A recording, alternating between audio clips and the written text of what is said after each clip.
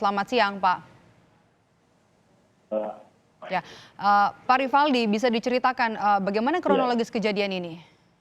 baik, terima kasih Mbak. Jadi kronologis ceritanya adalah seorang tetangga yang jaraknya 10 meter rumahnya dari lokasi kejadian itu mendengar suara teriakan korban, Ibu Mhm. Murita.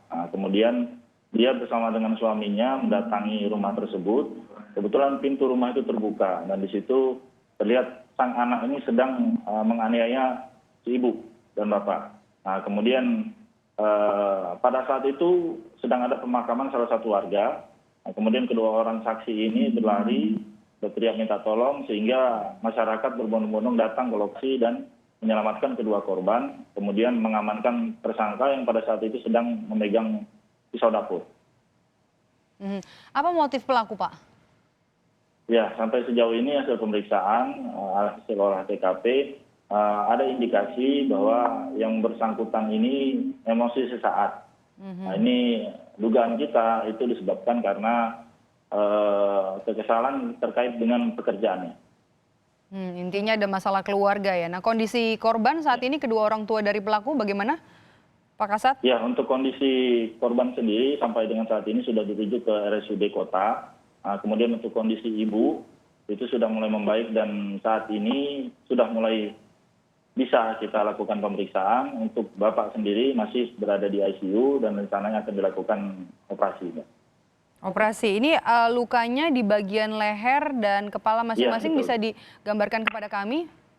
Ya, untuk ibu itu luka di leher sebelah kiri, pipi kanan, kemudian di jari telunjuk kiri.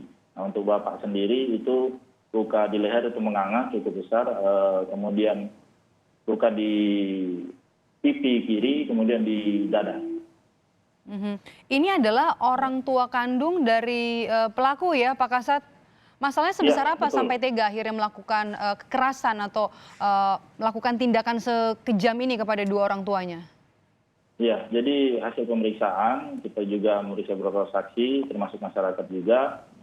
Memang yang bersangkutan ini di masyarakat terkenal sopan, santun, tapi kepada orang tua memang sering marah dan kadang-kadang suka merusak barang. Nah, ini akhirnya mungkin pada saat itu emosi, muncul emosi, kemudian melakukan perbuatan tersebut. Marah dan sering marah, emosi dan juga sering merusak barang. Betul. Apakah punya penyakit kejiwaan pada saat Oh, melakukan aksi ini?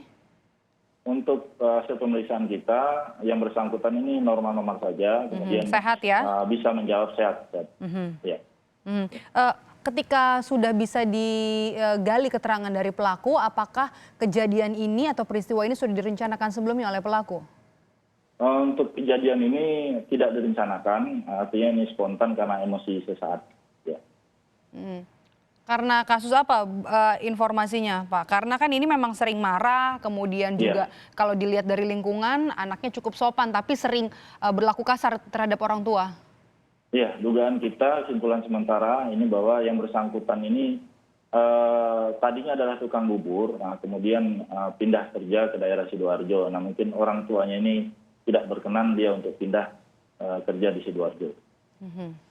Eee, Ancaman kepada pelaku apa, Pak? Ya, untuk pasal yang kita terapkan saat ini adalah percobaan pembunuhan 338 junto 531 itu ancaman 10 tahun. Baik, terima kasih sudah bergabung dan juga memberikan informasi kepada kami. Kasat Reskrim Polres Mojokerto AKP Rivaldi Hangga telah bergabung bersama kami di Kompas Iya Siang. Mbak, terima kasih Mbak.